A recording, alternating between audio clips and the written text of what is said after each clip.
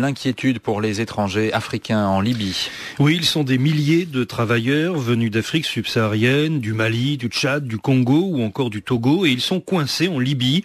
Leurs gouvernements respectifs ne se préoccupent guère, semble-t-il, de leur évacuation, et dans les journaux du continent, on dénonce cette situation, à l'instar du Phare, en République démocratique du Congo.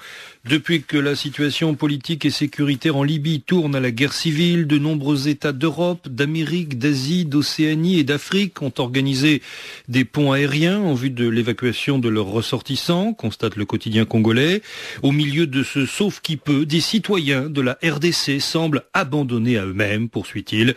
Ils assistent la mort dans l'âme au carnaval d'avions civils et militaires italiens, français, américains, anglais, canadiens, chinois, russes et autres, chargés du rapatriement par milliers des étrangers. Et le Phare de dénoncer l'inaction, selon lui, des autorités congolaises qui ont pourtant promis d'intervenir.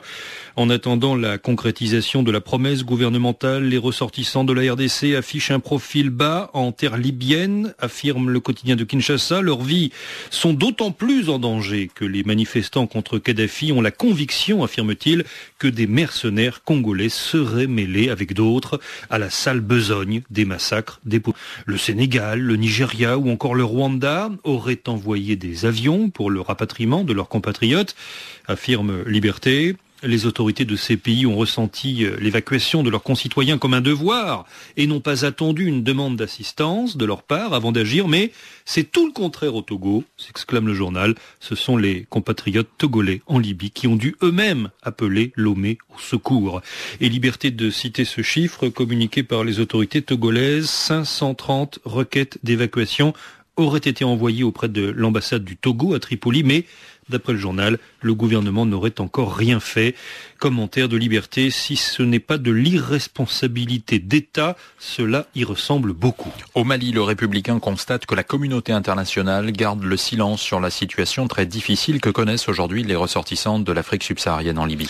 Et alors que des informations font état du rapatriement en cours de la diaspora mauritanienne par Nouakchott, affirme le quotidien bamakois, Nigériens, Maliens, Tchadiens, les ressortissants les plus en cause s'organisent comme ils le peuvent pour échapper à la vindicte des insurgés libyens. Le Républicain prend l'exemple de cet ouvrier du bâtiment, Dembélé, qu'il a pu joindre hier à Tripoli. Dembélé raconte que lui et son groupe de Maliens ont été chassés samedi de la maison qu'il louait dans la banlieue de Tripoli par un groupe de jeunes furieux. Ils avaient, dit-il, entre 18 et 25 ans et ils reprochaient aux Maliens d'être pro-Kadhafi et mercenaires. Dembélé poursuit, la gorge nouée. Nous n'avons aucun contact avec l'ambassade du Mali. Les locaux sont fermés. Le migrant ajoute qu'ils sont tous terrés, que personne ne s'aventure dans les rues où l'hostilité de la population libyenne s'est ajoutée au risque des balles perdues. De la pure xénophobie, notre interlocuteur n'est pas loin de le penser, s'exclame le Républicain. Ceux qui nous attaquent, affirme-t-il, savent que nous ne sommes pas des mercenaires. Alors que font les autorités maliennes ? Le Républicain a enquêté. Des rapatriements seraient en cours, assurent les ministères concernés. 160 Maliens de Libye sont attendus à Bamako, venant de Benghazi et de Djerba. Les sources gouvernementales maliennes